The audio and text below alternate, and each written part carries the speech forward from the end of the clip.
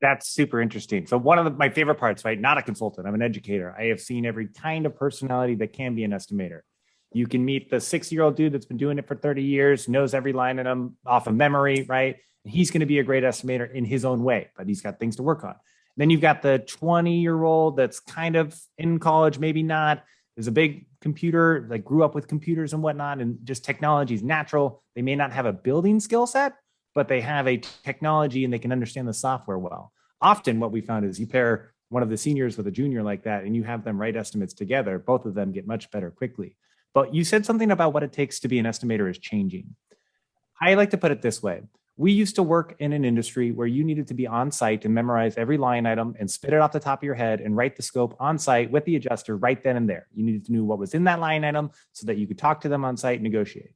We now live in a world where the entire information is in your pocket in the form of a phone. You no longer need to memorize everything. It is more important that you know something exists and how to find it. That is what an estimator needs to prepare for with their skill set. You do not, there are over 20,000 line items in Xactimate. Even I, as someone that I like to think knows some stuff about the Xactimate price list, does not know every line item. And often when we're speaking at a conference, somebody will come up and try to get me the gotcha question of like, hey, what line item would you use here in this situation? And what's the category and selector code? And it's like, whoa, don't have my program up. Sorry, like, give me a sec. Like, the idea is know it exists, know how to find it. And that's what Actionable is doing. We are trying to build resources and content that shows people, or at least, hey, I remember Harrison said in class that there was an Xactac video about labor minimums. He had something that he was saying about labor minimums. I don't remember exactly what it was, and I'm not in class right now, but I can at least know that it exists, and he gave me the resources to find it. That's what it takes to be an estimator these days. Know that something exists and how to find it. The importance of trade schools is another thing that I thought you touched on. If we were just at the RIA conference in Kissimmee, Florida, and they put up one of those word clouds where they say, what's the biggest problem in the industry? And this year it was hiring.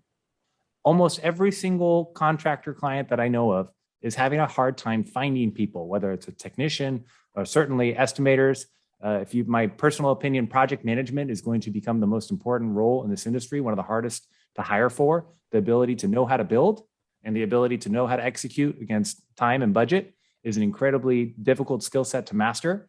Because they're all like 55 and older gentlemen. Like, yeah. I don't know, like somehow, like, I feel like the three of us grew up in the trades, but like, if you're like younger than 40, like it's just not happening. Yeah. Like, no, I don't know what happened. We all just took different routes. Yeah, somebody threw the holy hand grenade in there and people just exited, and they didn't even consider that is a true career path.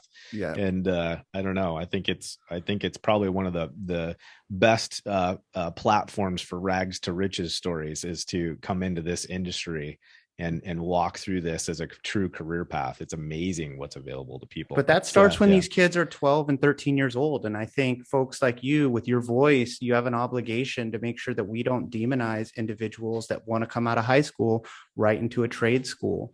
And that also means people like Jeff and Ryan Moore at ATI need to step up with ATI University and really develop a credible 2-year curriculum where somebody can come out after 2 years and make 78 grand. And anybody in the country is going to hire them. Oh, you went to ATI University for 2 years?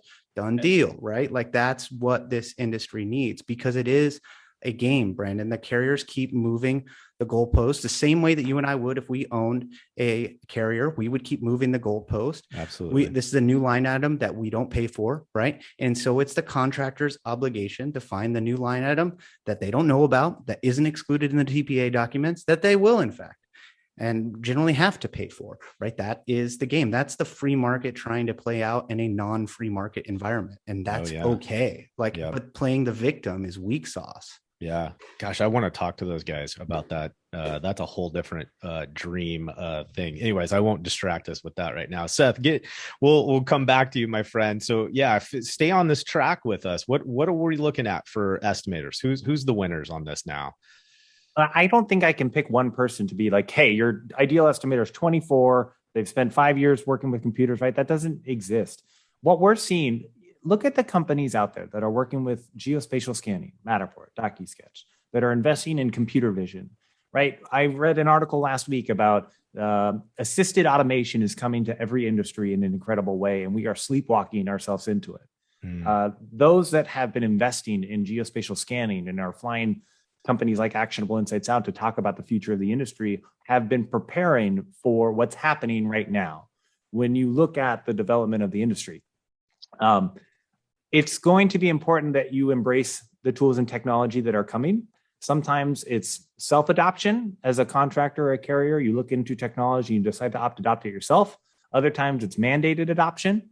It becomes a requirement to perform a geospatial scan in order to process a property insurance claim.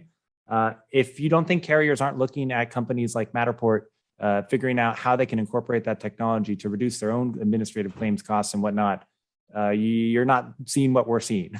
Because and it's also to manage fraud, waste, and abuse, right? Sure. Like Matterport's becoming the eyes and ears for the carrier, and that's the function of the IAs for the last 20 years.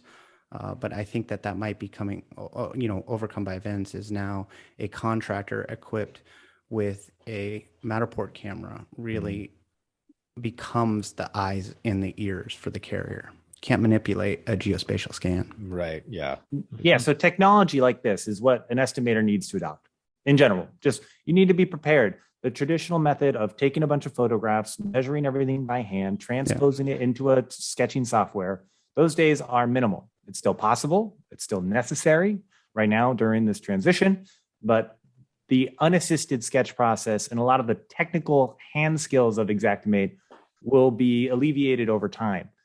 That's just a natural development. So what is an estimator? Estimator is somebody that's curious, primarily. I was asked as part of the R&R Ladder Award nomination to talk about my guidance for young people in this industry.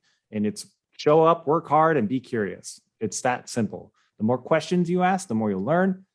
If you're not actively looking for education or resources, Whatley mentioned Xactimate Ninjas. It's a Facebook group that we are moderators of, where 12,000 contractors and adjusters are asking questions every day about how would I sketch this? What line item would you use here? How would you justify this in Xactimate?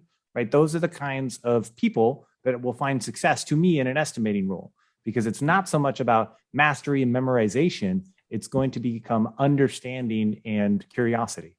Yeah.